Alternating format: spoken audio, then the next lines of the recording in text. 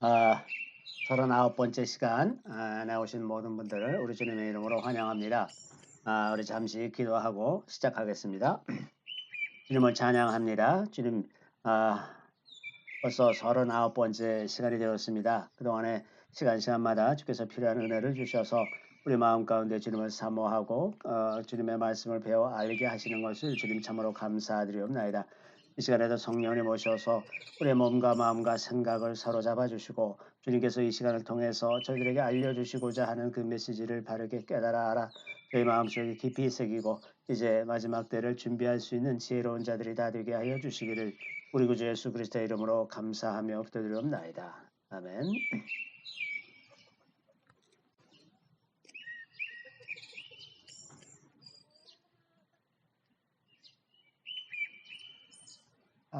지난 시간에는 요한계시록에 나오는 그 소아시아의 일곱 교회에 대해서 배우면서 우리가 마지막 때 어떻게 교회가 되어야 할 것인가에 대해서 잠시 이제 생각을 해봤고요.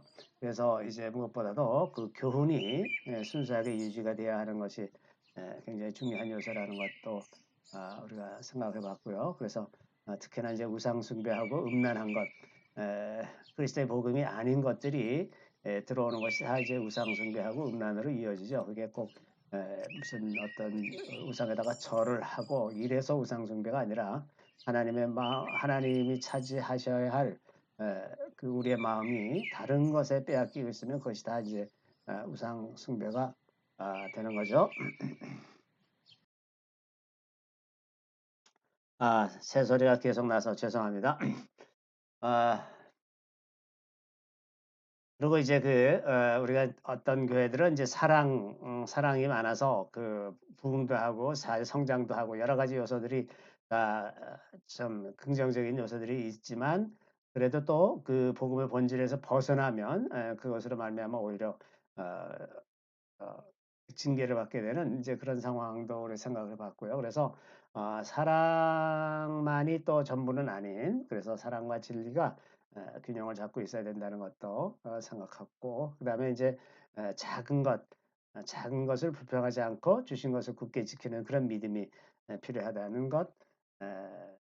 그다음에 이제 그 영적으로 깨어 있어야 하는 것, 그리고 깨어 있는 자들을 존중하지 않으면 교회 안에 그런 깨어 있는 자들이 있어도 그 영향력을 갖지 못했기 때문에 결국은 좋지 않은 결과를 낳을 수가 있다는 것.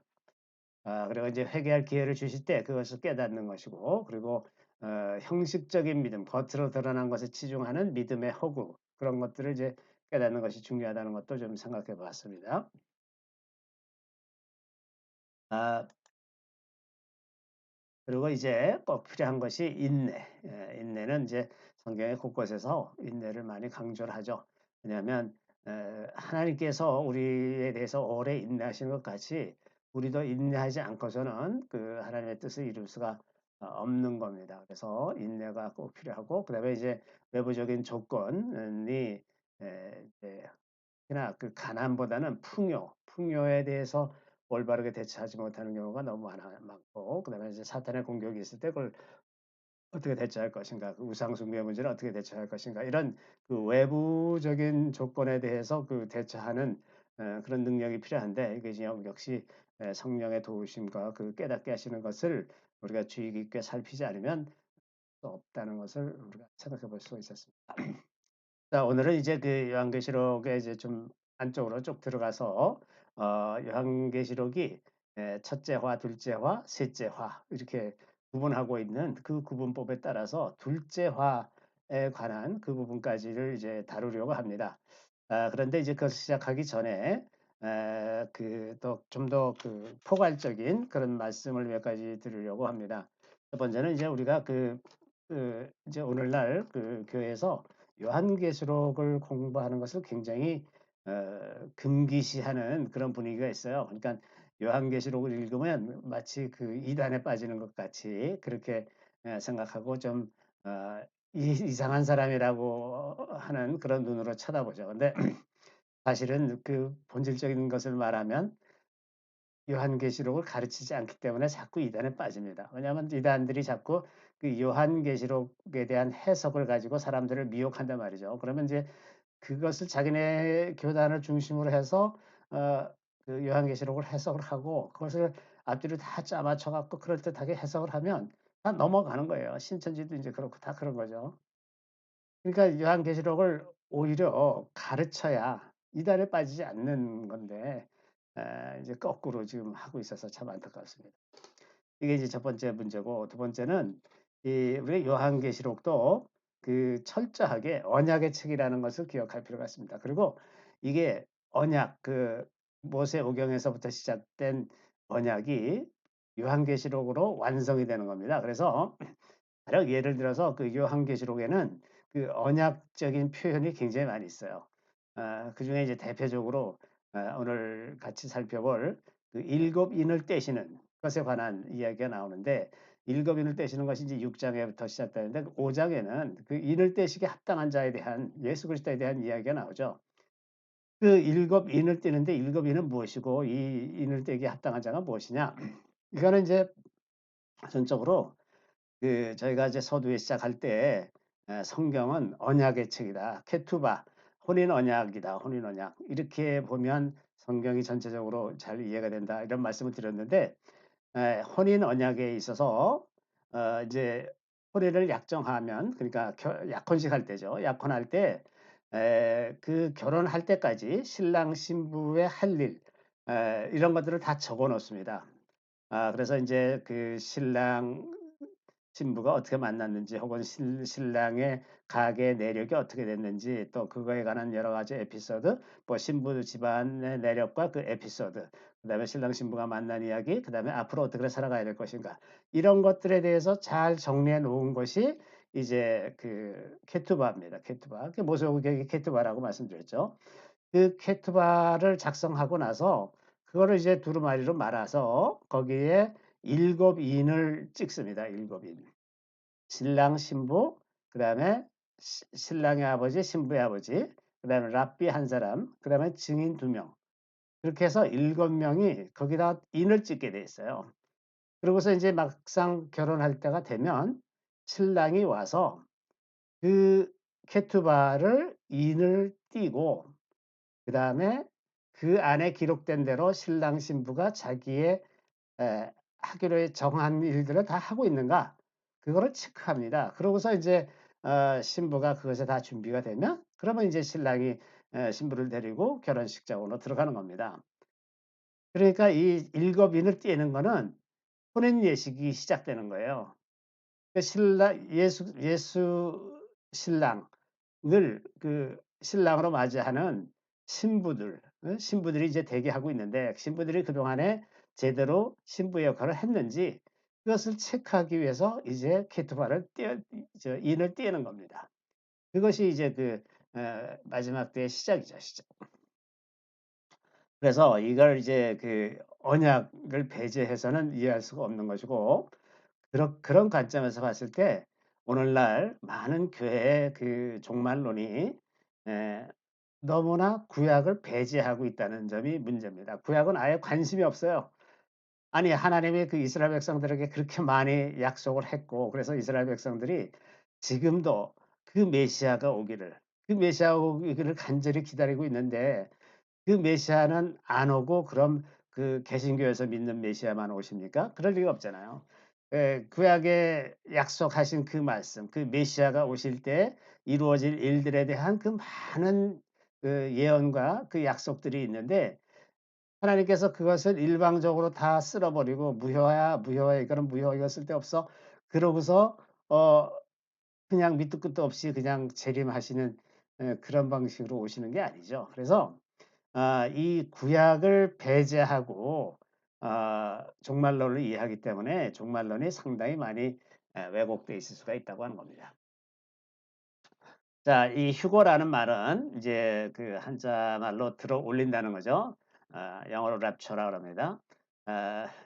이것은 이제 이 용어 자체가 성경에 나타나는 용어는 아니죠. 근데 그 공중에서 우리를 끌어올린다고 데살로니가전서 4장 17절에 공중에서 우리 주님을 영접하게 될 거라고 표현하고 있는 그런 부분이 있기 때문에 그 내용적으로는 이제 성경에 근거가 있습니다. 그래서 예수께서 재림하실 때 성도들을 끌어올려 공중에서 주님을 영접하게 되는 상황을 이제 이르는 말이죠. 그런데 이제 이 휴거라 그러면 오늘날 많은 그 개신교도들이 믿고 있는 바는 휴거되면 그다음에는 영원히 하늘나라로 간다고 이렇게 생각하고 있어요. 그런데 성경에 어디에도 그런 내용이 없습니다. 이제 이게 참 안타까운 부분인데, 그래서 오늘 그거를 좀 자세히 좀 보려고 합니다.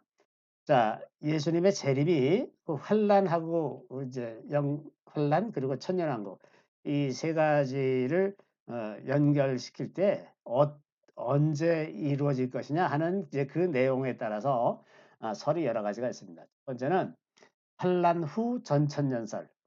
이게 말이 좀 어려운데 에, 전천년설은 천년왕국 전에 재림한다는 겁니다. 재림이 언제냐 하는 거가 기준이에요.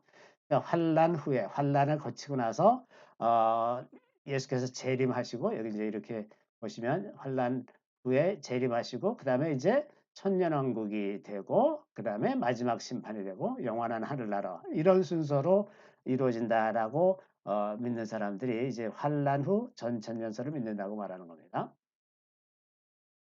그다음에 이제 환란 전 전천년설이 있어요. 그러니까 재림할 때 예수님께서 재림이 먼저 이루어지고 이럴 때 휴거가 된다고 믿는 거예요.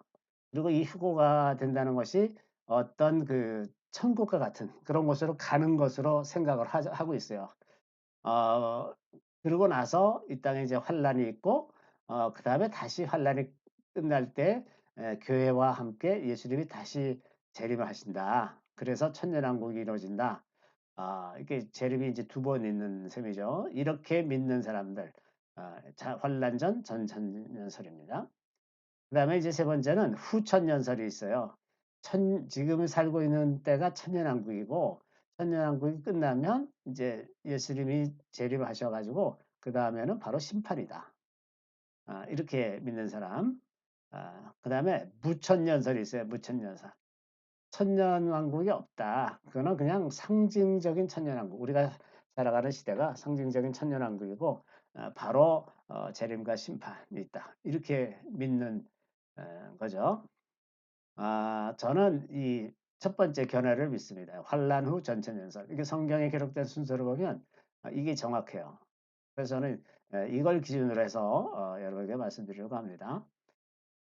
자, 이 휴거에 대해서 사람들이 생각할 때 가장 큰 관심사가 환란을 통과하지 않는 거예요. 그 환란이 싫으니까 누구나 싫죠.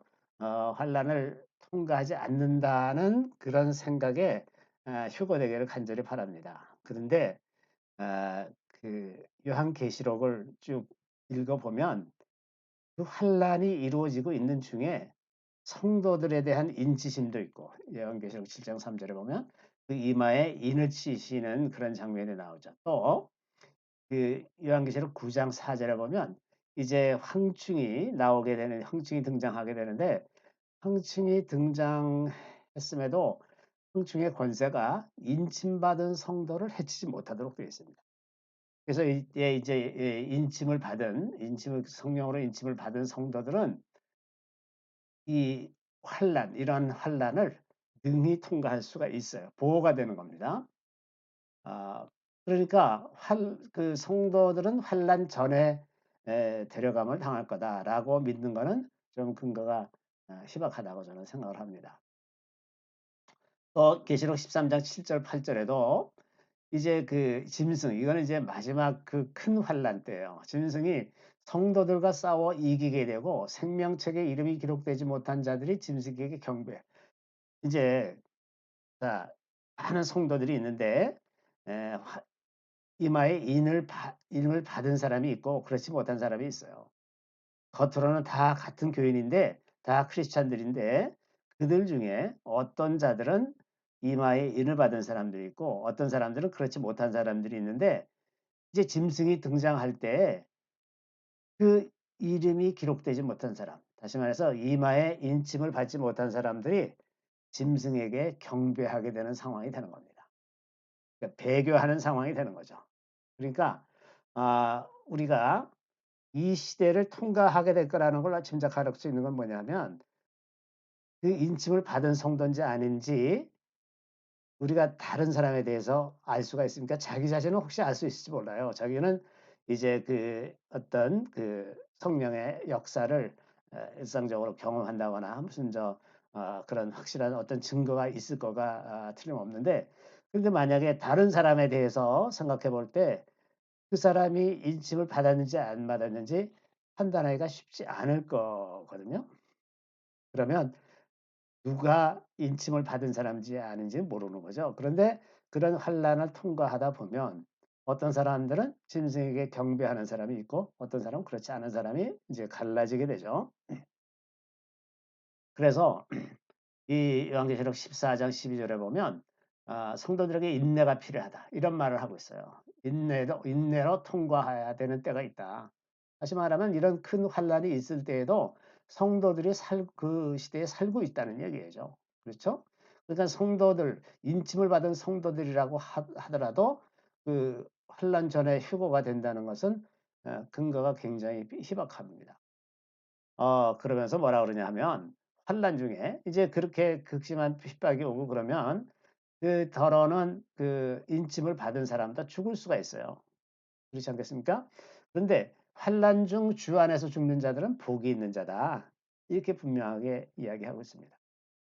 그러니까 성도들이 환란을 통과하지 않는 게 아니죠. 성도들도 분명히 환란을 통과합니다. 그러면 어느 쪽이 더 올바른 생각인가?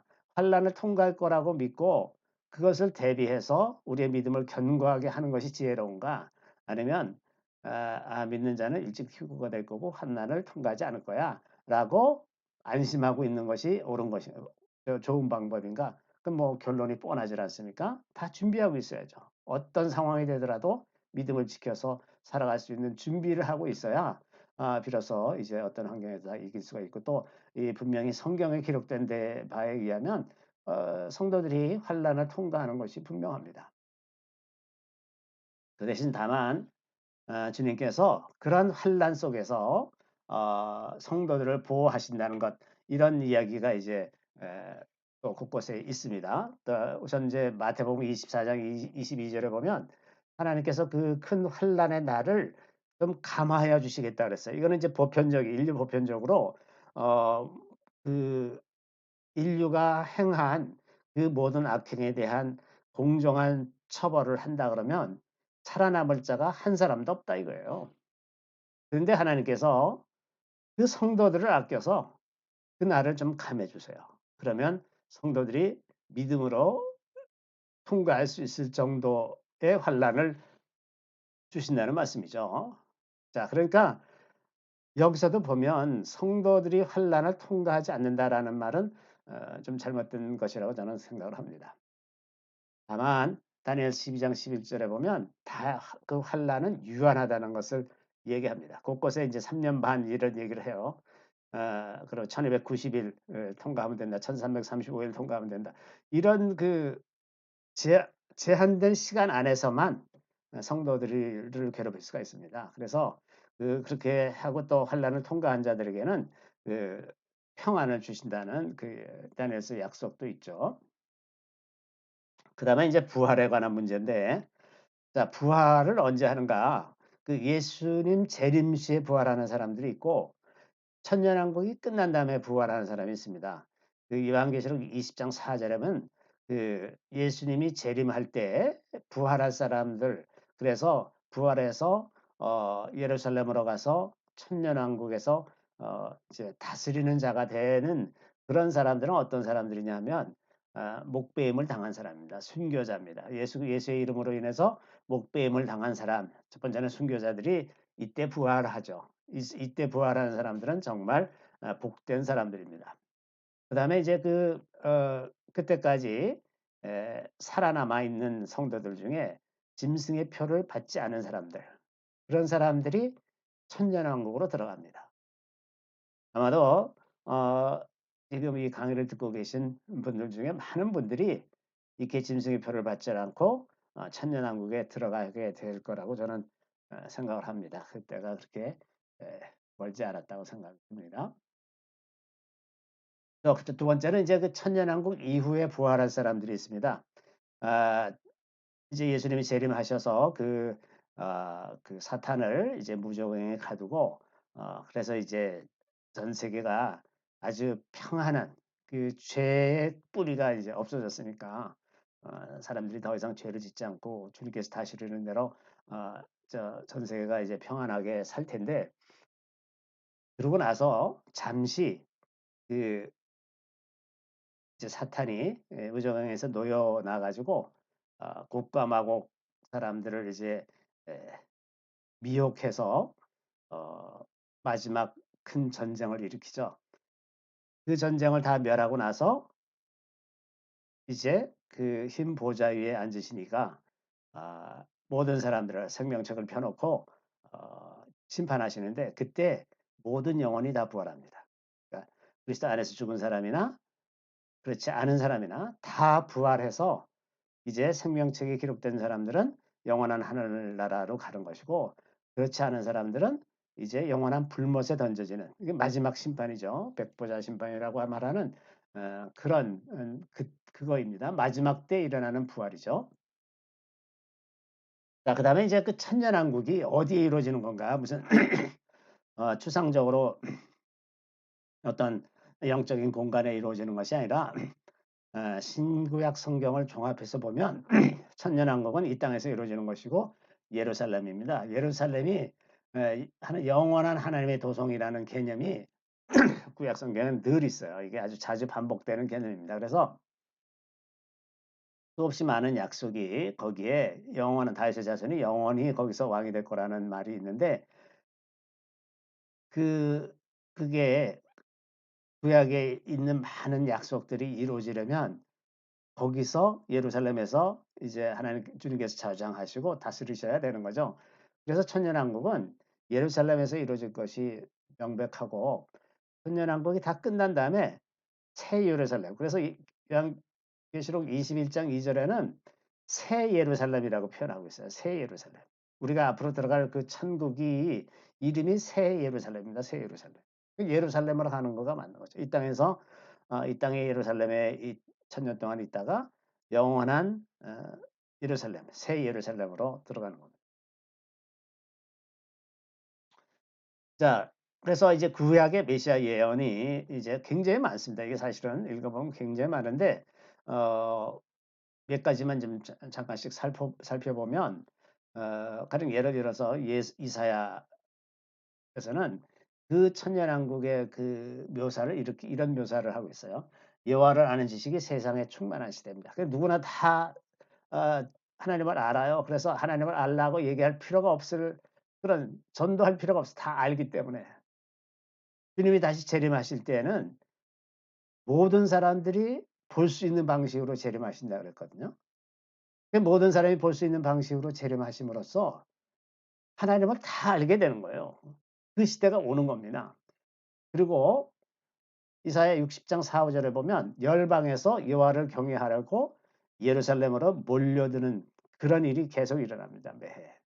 이 초막절 때마다 예루살렘이 차고 넘치는 거예요. 모든 이방인들이 다 와서 하나님을 경배합니다. 또 이사야 65장 25절에는 이리와 어린 양이 함께 먹는 시대가 되고 또 이사야 35장 1, 2절에는 광야와 메마른 땅이 회복되는 시대입니다. 또 스가랴서를 보면 하나님의 백성들이 열방에서 돌아와 예루살렘에 거하는 시대입니다. 하나님의 백성들, 그러니까 유대인들뿐만 아니라 하나님의 백성들이 예루살렘에 거하는 시대가 되고 그 다음에 열방에서 몰려와서 하나님을 경외하는 것에 대해서 스가랴서에도 기록하고 있습니다.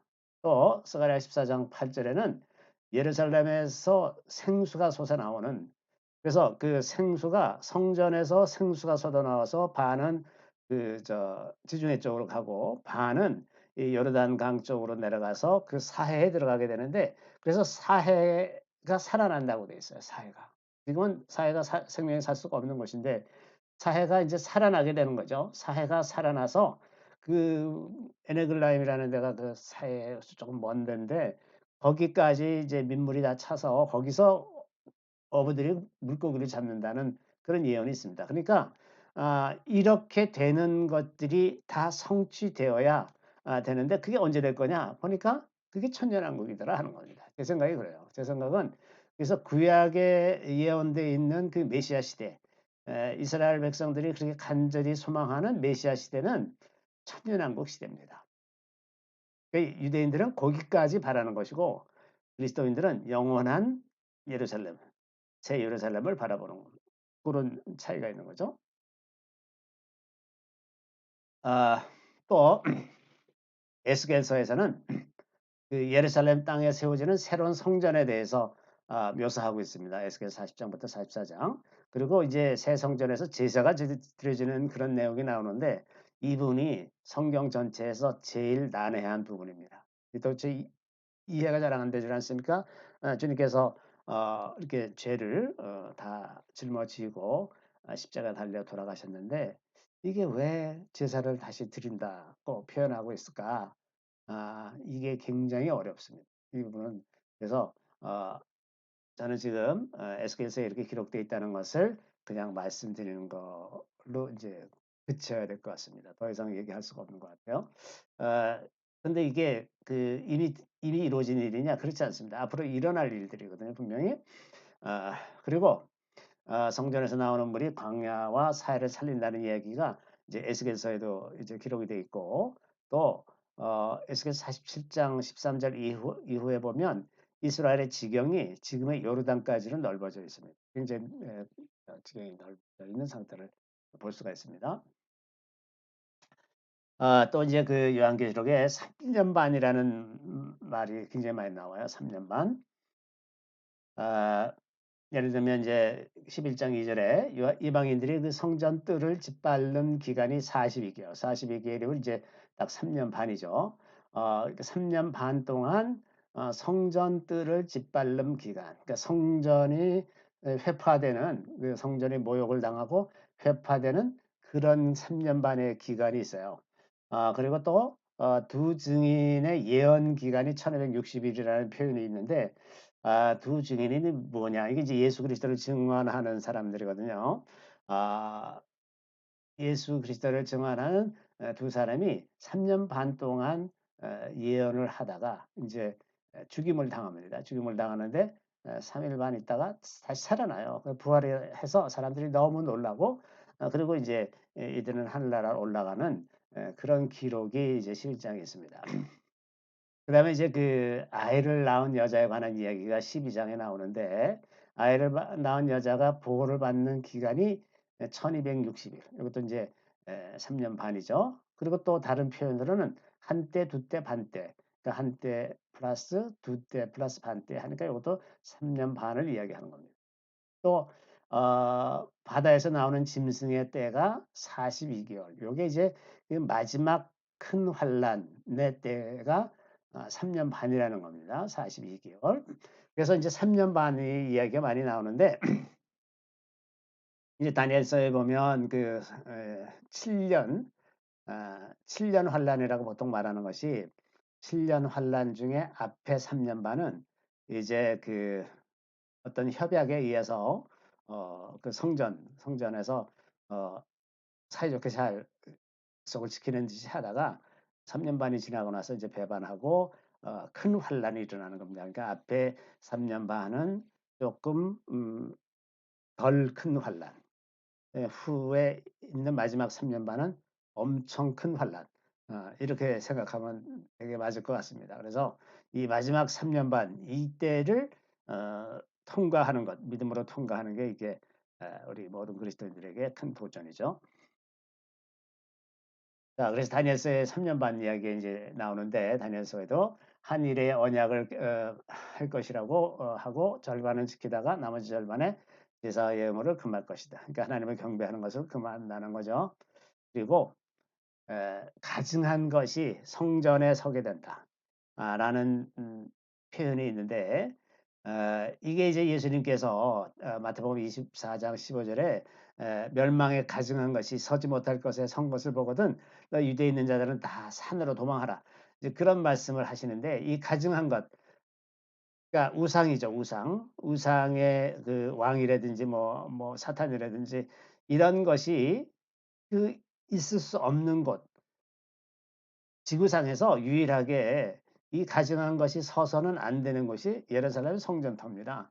예루살렘 성전에 가증한 것이 서는 것, 그것을 보게 되거든 도망가라 이건데, 그 가증한 것이 어떻게 맨 처음부터 서게 됐냐면, 처음에는 다 그 사이좋게 협의를 해서 같이 운영하는 식으로, 예를 들면 이거는 뭐 꼭 그렇다는 말씀이 아니라, 예를 들면 이럴 수 있다는 거죠. 그러니까 기독교, 가톨릭, 이슬람, 이런 그 세력들이 합의를 해서 우리 공동으로 성전을 세우자. 다 같은 유일신을 섬기는 것 아니냐. 이러면서 이제 이렇게 어떤 합의에 의해서 제3 성전을 이제 세우고 나서 약속을 좀 지키다가, 그다음에 이제 그 나중에 에, 약속을 어기는 그런 상황이 되겠죠. 그래서 가증한 것을 세울 때부터 1290일, 이게 3년 반하고 30일입니다. 요 30일이 이제 아마 뭐 그 어떤 유예 기간이었는지, 그게 조금 더 필요한 기간인지 그건 잘 모르겠어요. 이건 전혀 힌트가 없습니다. 그다음에 그다음 절에 뭐라고 표현되어 있냐면, 1335일까지 이르는 사람은 복이 있다, 이렇게 되어 있는데, 1335일은 3년 반 플러스 30일, 1290일에다가 45일까지 더한 거죠. 그러니까 3년 반에서 75일을 더 견디는 겁니다. 그때까지 이제 다 견디면 그 사람은 복이 있다. 이게 아마 마지막 그 환란이, 환란의 기간이 3년 반이고 75일은 아마도 회복되는 기간 같은 것이 아닌가, 그런 추측이 있습니다. 자, 이 요한계시록의 구조를 제가 이렇게 도표로 만들었는데요. 제가 메노라로 비유해서 만들었습니다. 이게 왜냐하면 일곱 인, 일곱 나팔, 일곱 대접, 이런 얘기를 이제 기축으로 이야기가 전개되고 있기 때문에, 그래서 이제 그 이 구조를 보시면 제가 6장, 요한계시록 6장부터 이제 해당하는 건데요. 그러면 여기 이제 여기가 일곱 인입니다. 일곱 인.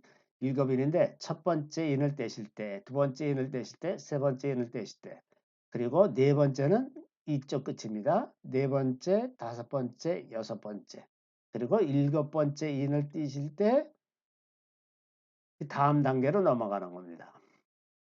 그래서 여기 여섯 개의 인을 떼시고 나서 잠깐 중간에 기록이 있습니다. 요 중간에 기록에 중요한 사건들이 이제 많이 있어요.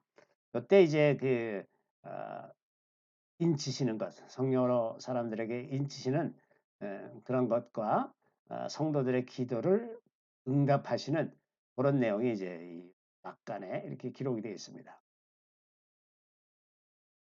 그 다음에 이제 그래서 일곱 번째 나팔을 떼게 되면, 그죠? 인을 떼게 되면, 그 다음에 이제 일곱 나팔, 천사들이 일곱 나팔을 불게 되는데, 첫 번째, 두 번째, 세 번째, 그 다음에 이쪽 끝으로 가서 네 번째, 다섯 번째, 여섯 번째가 되는데, 여기 다섯 번째 나팔을 불 때 이제 첫째 화가 끝난다고 이렇게 얘기를 하고, 여섯 번째 나팔을 불렀을 때 지금 둘째 화가 끝났다고 이렇게 얘기합니다. 그래서 오늘 다루고자 하는 부분이 이제 이런 부분까지고요. 그 다음에 이제 그 일곱 번째 나팔을 불기 전에, 이때 이제 그 마지막 가장 큰 환란을 위한 여러 가지 사건들이 여기 이제 전개가 됩니다.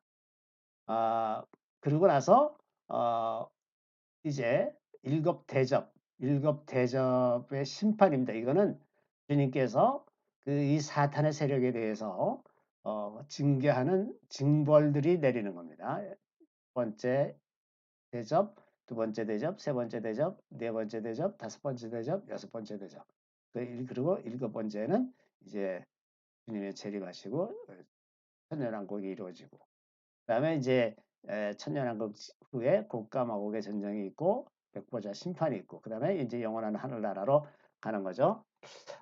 이때 이제 그 일곱 대접의 심판이 있는 요 부분을 그 메시아 전쟁이라고도 합니다. 예, 주님께서 직접 나서셔서 전쟁하는 장면인데요.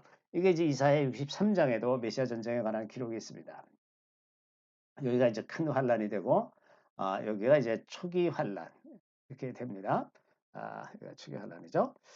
아 그래서 이런 구조로 이해를 하면 어 우리가 관심을 가질 것들이 어떤 것들이냐면 여기 이제 그 요한이 사도 요한이 영적으로 본 것, 환상 중에서 본 것을 기록한 것 아닙니까?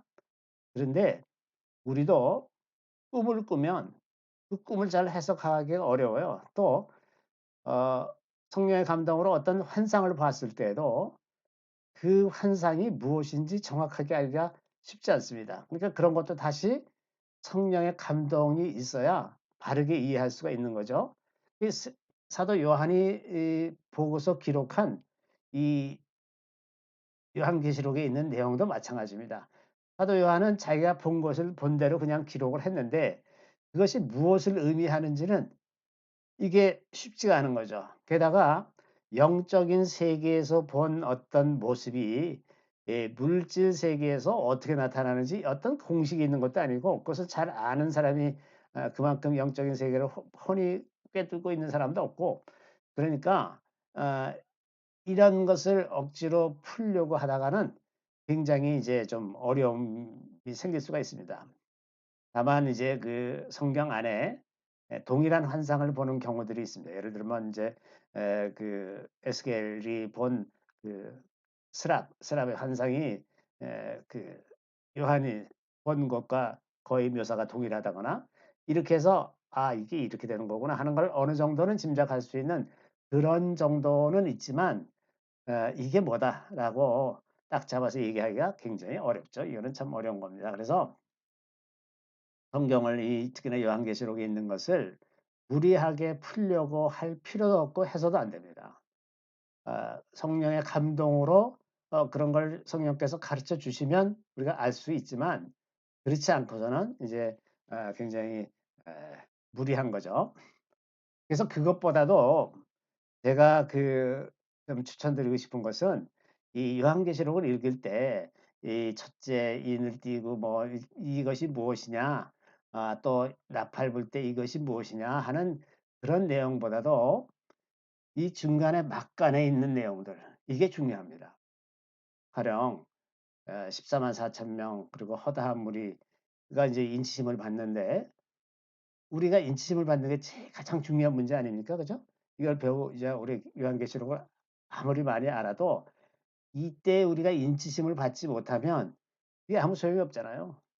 그러니까 이런 게 중요한 거죠. 여기다 포커스를 좀 맞춰야 되는 것이고 지금 우리가 살아가는 이 시대가 바로 이 시대의 여기쯤에 와 있습니다. 여기쯤에. 여기쯤에 와 있기 때문에 인치심을 받는 앞으로의 어느 정도의 기간, 큰 세계적으로 큰 부흥이 일어나서 인치심을 하는 이 기간에 어떻게 우리가 잘 준비돼서 인치심을 받고 환란을 통과할 수 있는 믿음을 갖추느냐 거기에 이제 초점을 가지고 봐야 될 것 같고 그다음에 이제 이 일곱 인에 관한 이야기나 혹은 일곱 나팔에 관한 이야기도 지금은 이제 굉장히 좀 추상적인 것들이 많이 있습니다. 예를 들면 일곱 나팔 첫 번째 나팔을 부니까 우박과 불이 떨어져 갖고 이제 사람들이 막 죽습니다. 우박과 불. 이게 또 뭐지? 그다음에는 두 번째 나팔 불 때는 어떤 건 용어 이런 거는 좀 이해하기가 쉽습니다. 그 산이 통째로 들려서 바다에 빠지더라. 그러니까 이거는 화산 폭발 같은 거잖아요. 화산 폭발에 의해서 산이 통째로 날아가서 이제 바다에 떨어지니까 바다에 3분의 1이 다 못 쓰게 됐다. 물고기가 다 죽고 이렇게 됐다. 뭐 이제 그런 건 이제 '아 이게 큰 화산 폭발이 있겠구나.' 이런 짐작을 하는 거죠. 그다음에 이제 하는 큰 별이 떨어진다 그랬는데 아마도 무슨 유성이 지구하고 부딪혀서 인제 타는 별이 지구에 떨어지면서 아주 큰 재앙이 될 수가 있죠. 이런 것들은 이제 짐작할 수가 있습니다. 뭐 이런 식이죠. 이런 그 정도는 우리가 이해할 수가 있지만 너무 모든 것을 잘 완전히 이해하려고 하는 것은 부질없는 노력일 수가 있다는 거죠. 그리고 이제 그다음에 이 일곱 나팔 불 때에 일어나는 이 막간에 기록되어 있는 내용들이 이게 아주 굉장히 중요합니다. 이게 이제 그 시대를 이해하고 앞으로 세상이 어떻게 될 것인지 이런 것들을 이해하는 데 이게 굉장히 중요한 거거든요. 그래서 이런 거에 초점을 맞춰서 읽으면서 성경을 이해하면 큰 도움이 될 거라고 저는 생각을 합니다. 자, 그래서 그 환난의 구조에 대해서 조금 더 살펴보면 첫 번째 이게 이제 6장 1절부터 9장 11절까지가 이제 요한계시록에서 첫째 화라고 표현하고 있는 부분인데 첫 번째는 이제 여섯 인을 떼는 그런 장면들이 6장 1절에서 17절에 기록되어 있습니다. 그러고 나서 이제 하나님의 인치시는 것이 7장 1절부터 17절, 그 다음에 첫째부터 다섯째 천사의 나팔이 이제 8장 1절부터 9장 12절까지 기록되어 있습니다. 여기까지가 이제 첫째 화고, 그러고 나면 무저갱이 열리고 황충이 등장합니다. 이게 무저갱에 가두어 놨던 것이 등장하니까 그 황충이 구체적으로 뭐냐, 그건 우리가 알 수가 없지만 아마도 어쨌든 사람에게 굉장히 큰 해를 끼치는 어떤 존재가 이제 무적행에서 나오게 되는 거죠. 그러면 사람의 그 삶이 굉장히 어려운 그런 문제가 생기겠구나 하는 걸 짐작할 수가 있습니다. 그 다음에 이제 둘째 화는 여섯째 천사의 나팔이 부니까 이때 믿지 않는 이들이 3분의 1이 죽는다. 어마어마하죠. 근데 이게 어, 문자 그대로 3분의 1인지 어떤 그 지역에서의 3분의 1인지 전 인류를 상대로 해서 3분의 1인지 이런 건 잘 모르겠습니다. 어쨌든 3분의 1이 죽는다. 하여튼 많은 사람들이 죽는다. 이렇게 이해할 수가 있죠. 그리고 이제 일곱째 천사가 하는 말이 있는데 그 말은 감춰라. 공개하지 못하도록 되어 있어서 요한이 들었지만 전하지 않았죠. 그 다음에 이제 일곱째 천사의 책을 먹었다라고 이제 표현하고 있어요. 이 두루마리를 먹었는데, 이것 이제 누구였죠? 에스겔도 두루마리를 먹으라 그래서 먹었더니 입에는 단데 속에서는 쓰더라. 이런 표현을 한 적이 있었는데, 비슷한 상황이죠. 그 다음에 이제 성전을 측량하는 내용이 11장에 나옵니다. 성전 측량하는 게 이제 성전을 건설하기 위해서 성전 측량을 하고 그러고서 이제 두 증인이 등장하는데 그 두 증인의 활동에 대해서 이제 이 두 증인이 뭐냐 뭐 여러 가지 설이 많이 있습니다. 뭐 교회와 그 유대인이다 뭐 이런 이야기도 있고 어떤 개인 두 개인이다.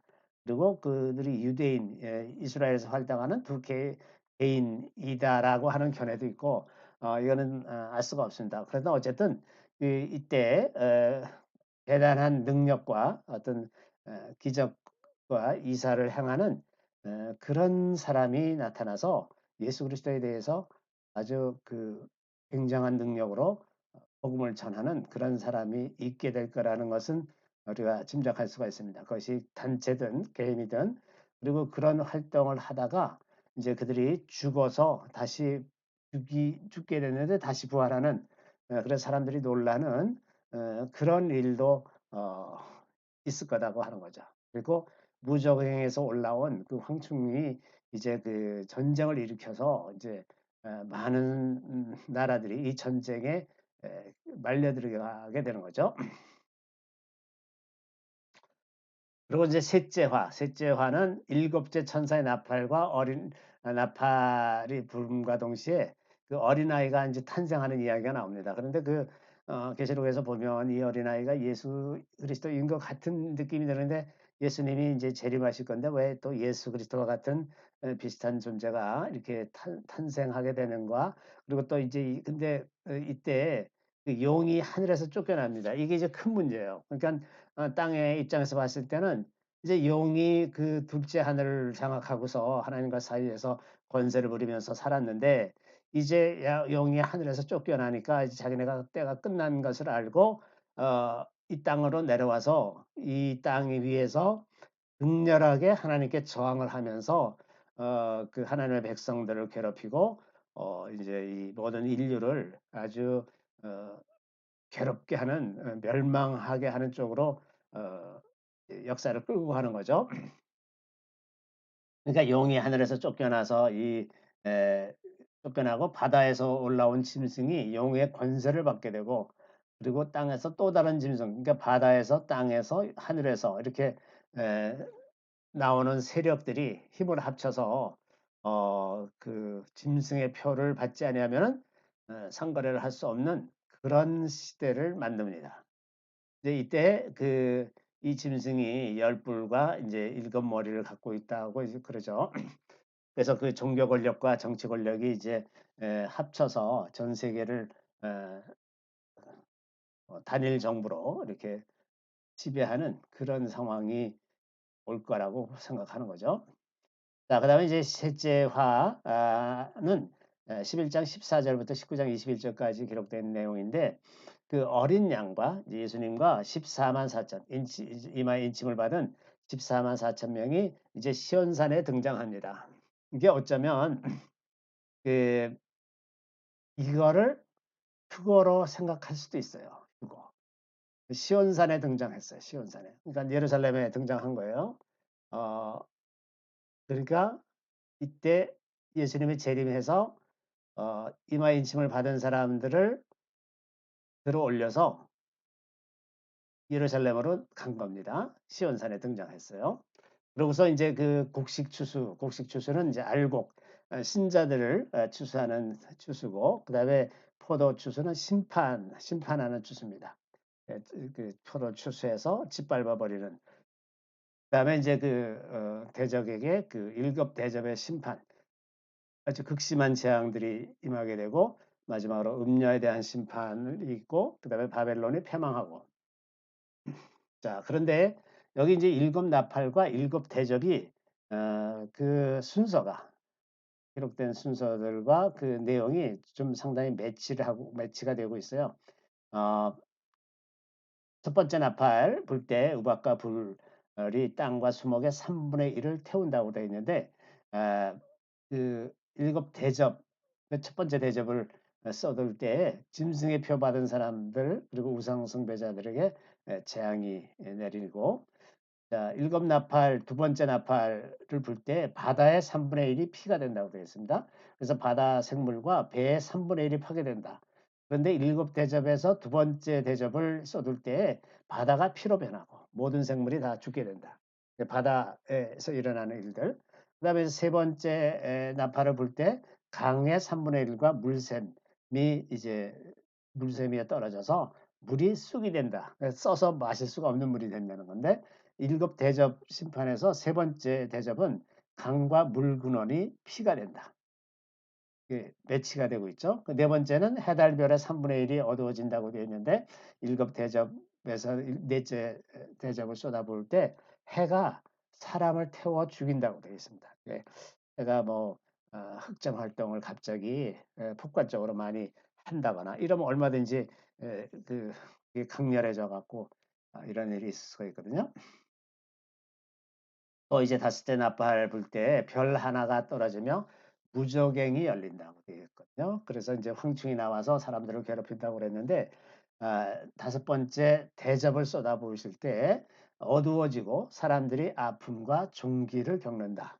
그다음에 이제 여섯 번째 나팔을 불 때 유브라데에 결박한 네 천사가 노연하고 이제 전쟁이 시작되는 겁니다. 유브라데 중동 지역에서 큰 전쟁이 일어나는 거죠. 그래서 사람의 3분의 1이 죽는 거고 마지막 여섯 번째 대접을 쏟을 때에는 유브라데 강이 마른다 그랬어요. 그리고 아마겟돈 전쟁이 이제 준비되고 온다. 그 주변에 여러 나라들이 이스라엘을 침공하는 그런 전쟁이 준비되는 거죠. 그다음에 마지막 일곱 번째 그 나팔을 부를 때 여기가 이제 막간과 같이 찬양 하늘에서 찬양이 있고 성전의 언약궤가 열렸다. 언약대로 이제 실행할 때가 되었다는 거죠. 그 언약에는 복 주시는 것과 축복과 심판이 같이 있었거든요. 그러니까 그 언약궤가 열렸다는 것은 그 약속 모세오경에 정해진 그 약속에 따라서 축복할 것은 축복하고 심판할 것은 심판하는 그런 일이 시작된다는 거죠.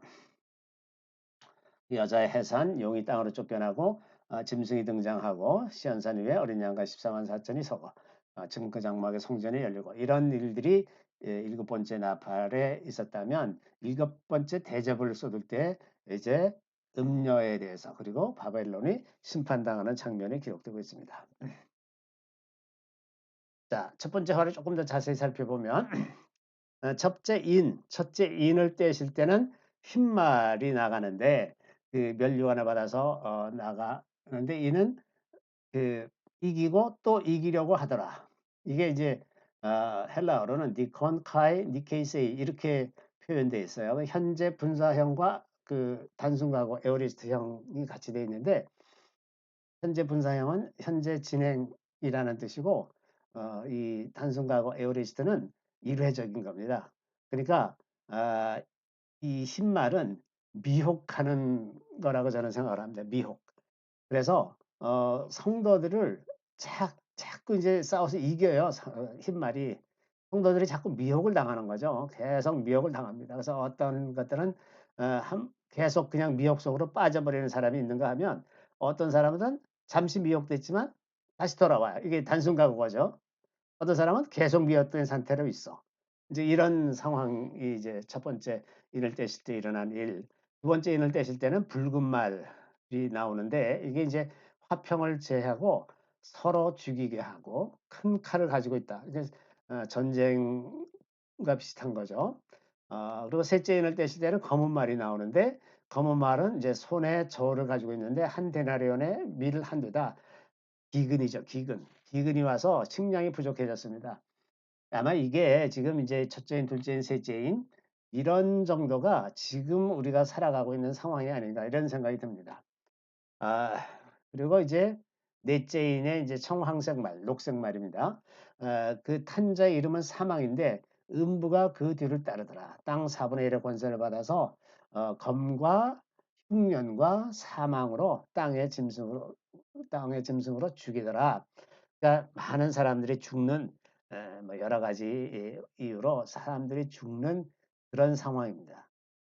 이게 오늘날 우리가 통과하고 있는 이 코로나 바이러스 같은 것도 이거의 일부가 아닐까. 그래서 지금 전쟁하겠다고 하는 이런 것들도 다 이런 시대를 우리가 살고 있지 않은가 이런 생각이 듭니다. 여기가 이제 재앙이고요. 다섯째 인을 떼실 때는 순교자들의 호소가 나옵니다. 호소가. 언제까지 우리의 억울한 호소를 들어주지 않으시렵니까? 그러니까 기다리라 이렇게 얘기하죠. 기다리라. 기다리라 그러면서 자기처럼 죽임을 받아 그 수가 차기까지 순교자의 숫자가 찰 때까지 기다려라.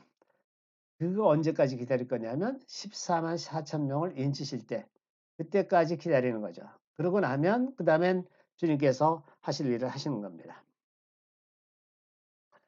자, 그 여섯째 인을 떼실 때는 천재지변이 있으면서 큰 진노의 날이라고 그랬어요.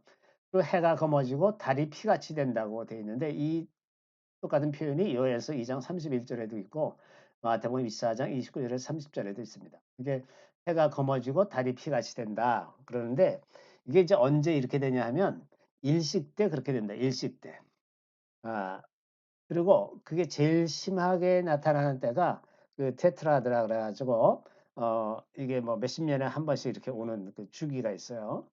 그럴 때 특히나 이제 뭐 달이 피같이 붉어지게 되고 이러는 일들이 있는데 여기에서 동시에 그 별들이 하늘에서 떨어진다. 유성들이 막 떨어집니다.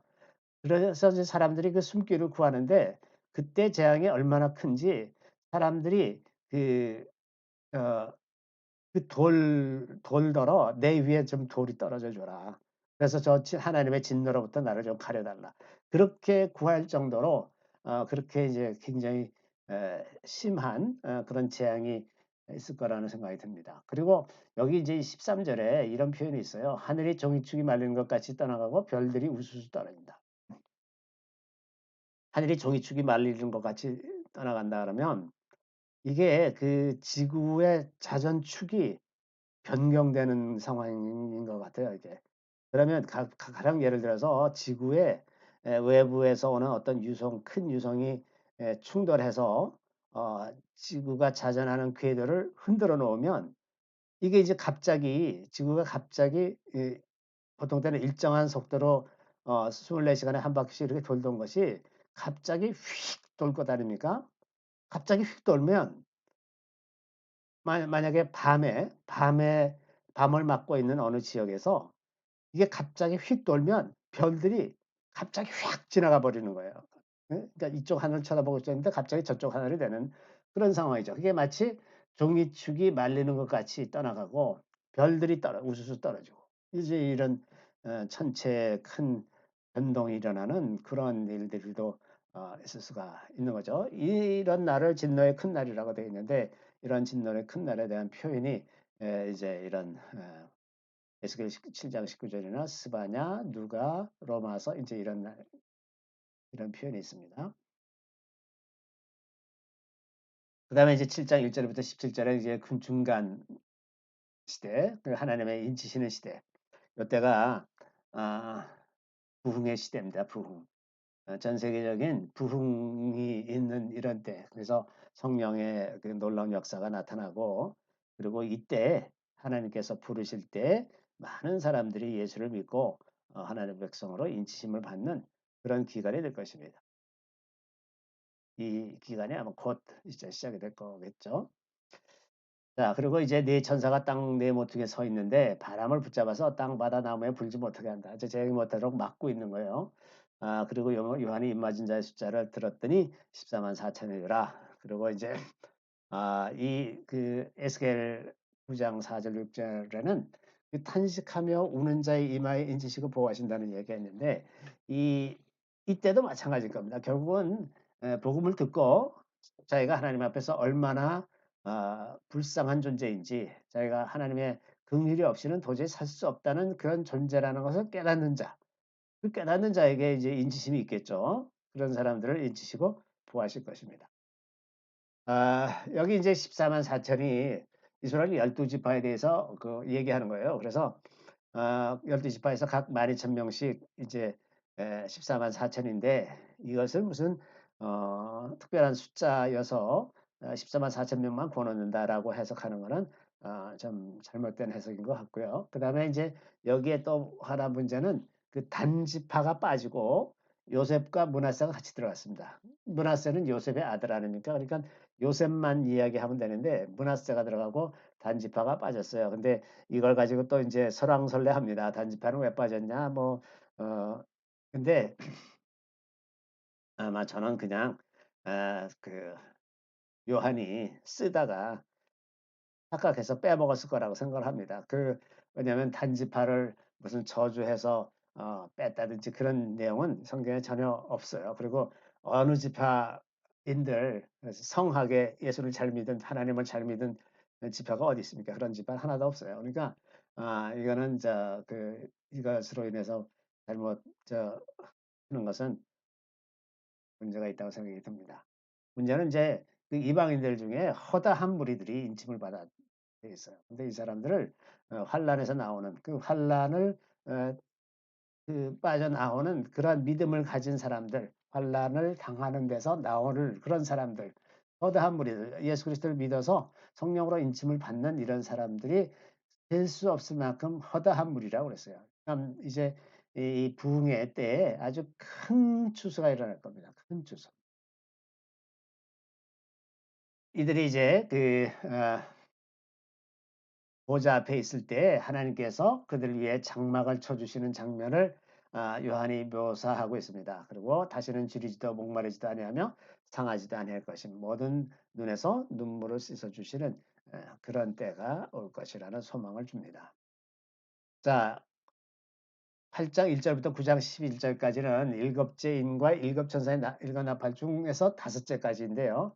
이제 반시쯤 고요하다고 표현합니다. 이때가 아마 이제 어떤 어, 투수가 그러니까 인치시는 역사가 마무리되는 그런 때가 아닌가 이런 생각이 들고요. 8장 1절부터 6절에 그 성도들의 기도에 대한 응답으로 이제 인치심이 끝났으니까 성도들의 기도를 응답해서 그 향로를 쏟아냅니다. 쏟아내니까 인제 천사들이 나팔을 불기 시작하는 거예요. 그래서 첫째 천사가 나팔을 부니까 땅과 수목의 3분의 1이 타고, 둘째 천사가 나팔을 부니까 바다의 3분의 1이 피가 되고, 셋째 천사가 나팔을 부니까 큰 별이 강 3분의 1과 물샘에 떨어져서 물을 못 마시는 물이 되게 하고, 넷째 천사가 나팔을 부니까 해달별의 3분의 1이 어두워졌다. 낮 3분의 1은 빛이 비었고 밤도 불하다. 그리고 이때 땅에 거하는 자들에게 화가 있으리라.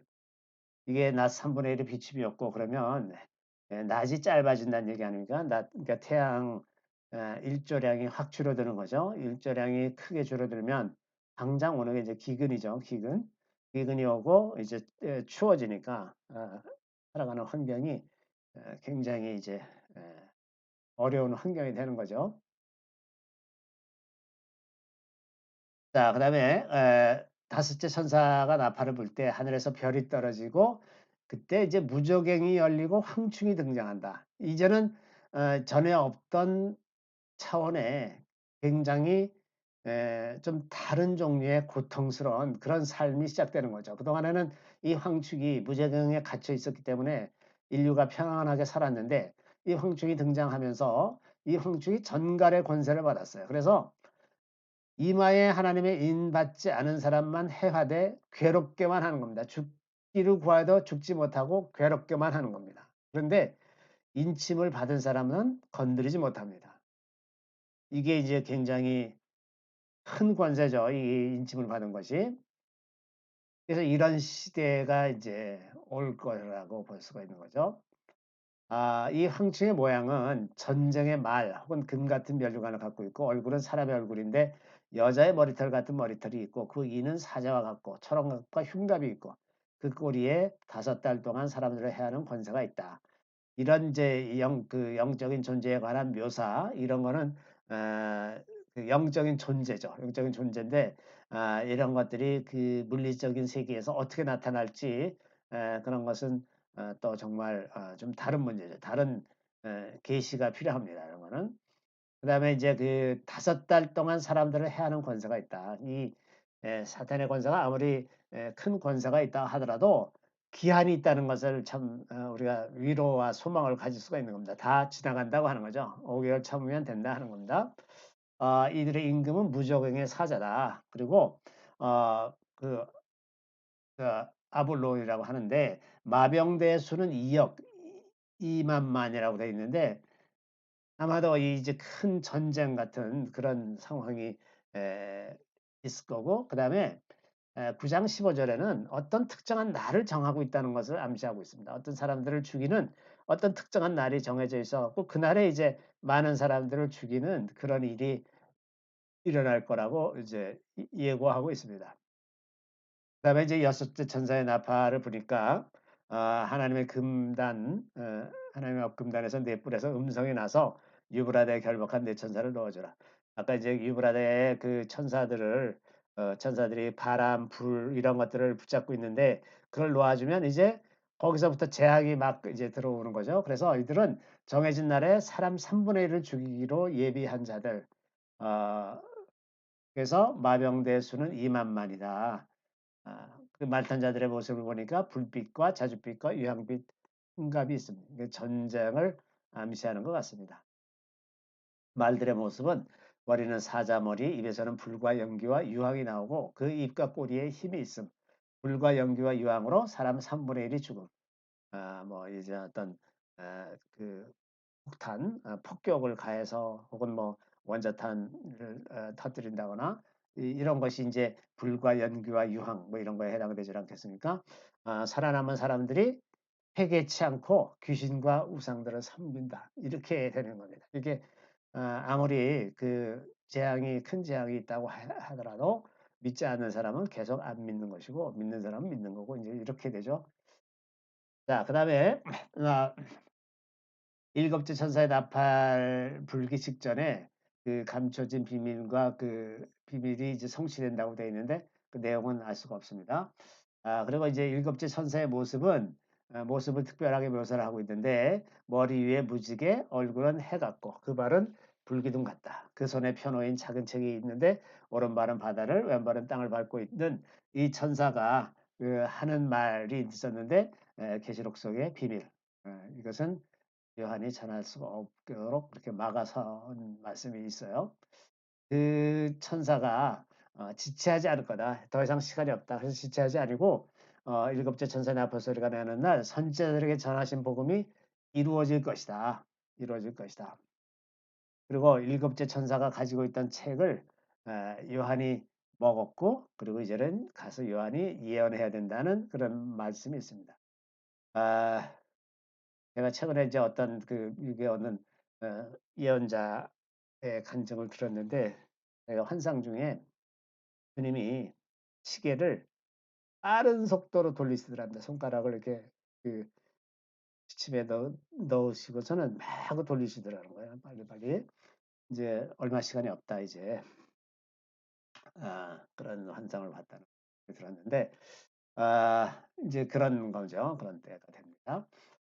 자, 그다음에 그 성전을 측량하는 성전을 건축하기 위해서 성전을 측량하고 그 안에서 경배하는 자들을 재는데 성전 밖의 뜰은 대지 말아라. 그러면서 이방인들이 42개월 동안 더럽힐 거다. 이방인들에게 이제 넘겨주는 3년 반이 있다는 거죠.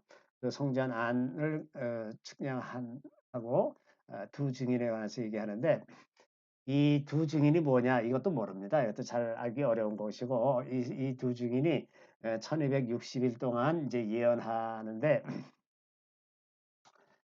두 감람나무와 두 촛대 사이에 다니니 이렇게 하는데 이 두 감람나무가 두 증인이라고 지금 저 스가랴서에 있거든요. 그래서 이 요한계시록에 나오는 두 감람나무, 두 촛대 사이를 다루는 두 감람나무는 두 증인인데 두 증인이 여러 가지 재앙으로 그 땅을 치고 비가 못 오게 하고 물이 변하여 피가 되게 하고 그런 여러 가지 재앙을 하기 때문에 사람들이 이제 이 두 증인을 굉장히 미워하게 됐는데 이 두 증인을 그래서 마침내 죽이죠. 그랬더니 이제 3일 반 후에 이제 다시 살아납니다.